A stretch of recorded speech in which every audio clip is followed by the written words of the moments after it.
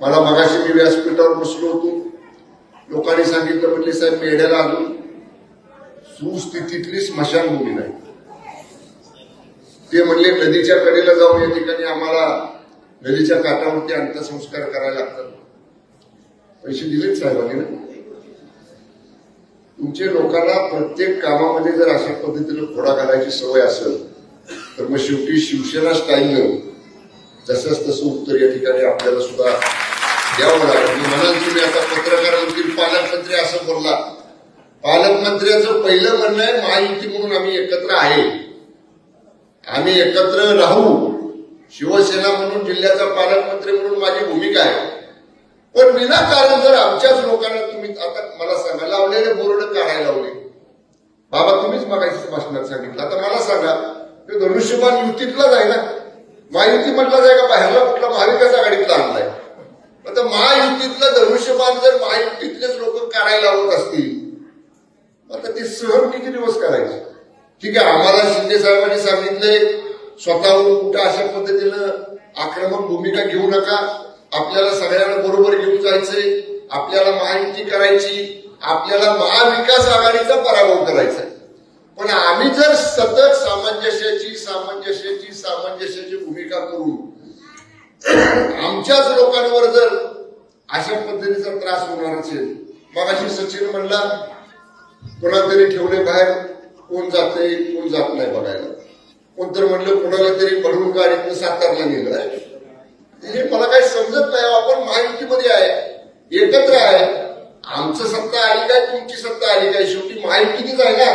आपल्या चौकटीतनं तर बाहेर जात नाही, आपल्या चौकटीत आपल्याला ठेवायचे. पण शेवटी कुठेतरी मिळून मिसळून राहण्याची भूमिका घेतली पाहिजे. याचा अर्थ शिवसेना माघार घेते.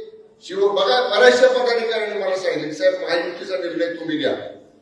रणजित बाबा एकनाथ तुम्हाला सगळ्यांना सांगतो की आज आपली भूमिका आहे आपण महायुती म्हणून लढायचं आहे. पण शिवसेनेचा मान सन्मान हा तेवढाच राखला गेला पाहिजे. शिवसेनेची ताकद जेवढी आहे त्या ताकदीप्रमाणे या ठिकाणी जर मान सन्मान ठेवला तर तुम्ही जर शिवसेनेला कमी लेखलं, तुम्ही जर शिवसेनेची अवहेलना केली तर मग शिवसेना स्वबळावर स्वतःची ताकद दाखवेल आणि निश्चितपणाने शिवसेनेची ताकद काय आहे हे या जावलीनं पहिला बाबा महाराष्ट्राच्या विधानसभेवर फडकवलाय. माझ्या आधी पण आमदार पहिला जावलीचा निवडून मागत कालच्या बैठकीमध्ये मी तुम्हाला मेढ्यावाल्यानं सांगितलं होतं. म्हणजे माझ्या आधी आमदार जावलीचा निवडून आला. म्हणजे एवढी परंपरा या जावली तालुक्याची आहे.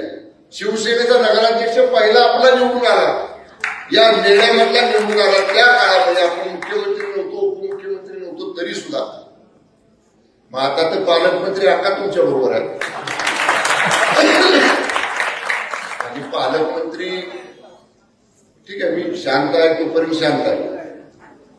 पण माझ्या शिवसैनिकाला त्रास झाला एखाद्या वेळी, मला झाला, मला काय तुम्ही म्हणला बोलला मी घालन पोटात. पण माझ्या शिवसैनिकाला त्रास झाला तर मग शेवटी पालकमंत्र्याच्या भूमिकेत मला यावं लागलं. माझ्या शिवसैनिकाच्या पाठीमागे आम्हाला आदरणीय एकनाथजी शिंदे साहेबांनी हे शिकवलंय.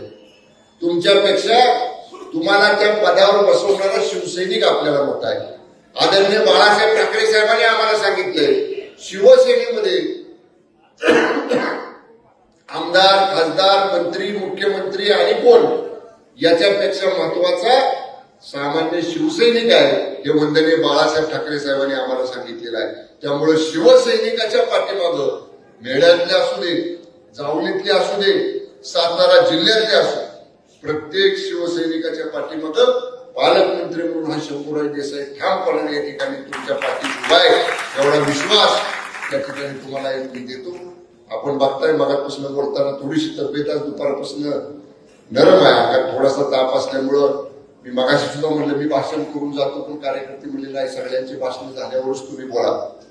तरी सुद्धा पूर्ण ताकदीनं आपल्याला तयारी करायची. पदाधिकाऱ्यांनी गाफील राहू नका.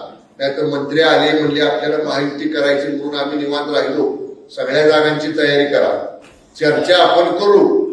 चर्चेत मार्ग निघाल असं वाटतंय का कुणास ठाऊक. हे बघा म्हणजे तुमच्या एकंदर चेहऱ्यावरून तर मला कळतंय की काय होणार आहे पुढे. पण गाफील राहायचं नाही. आपण तरी माणसं एवढी आली आणि मी एवढ्याकडे आहे म्हणजे असं काय नाही, माणसं भरपूर आहेत आणि मी आल्यावर जमतात काळजी करू नका. आपल्याला ओपन सचिव सभा घ्यायची होती, पावसामुळे घोटाळा झाला. घेऊ एकदा परत, नक्की एकदा घेऊ आपण. नाही आपण निश्चितपणे पूर्ण तयारी करायची, पूर्ण ताकदीनं आपण लढायचं, आपल्या बाजूनं महायुती करण्याचा प्रयत्न करायचा. झाली नाही झाली आपण आपल्या पद्धतीनं पुढे जायचंय. पण महायुती होईल म्हणून वारंवार बसलो, ह्या वार्डात आपल्याला सोडायचं होतं, त्या वार्डात सोडायचं, सगळ्या वार्डात लढायचंय. जोपर्यंत निर्णय होत नाही तोपर्यंत लढायचंय. समजा निर्णय झाला आपण एकत्र बसून चर्चा करून त्यातनं मार्ग काढू. पण महायुतीचा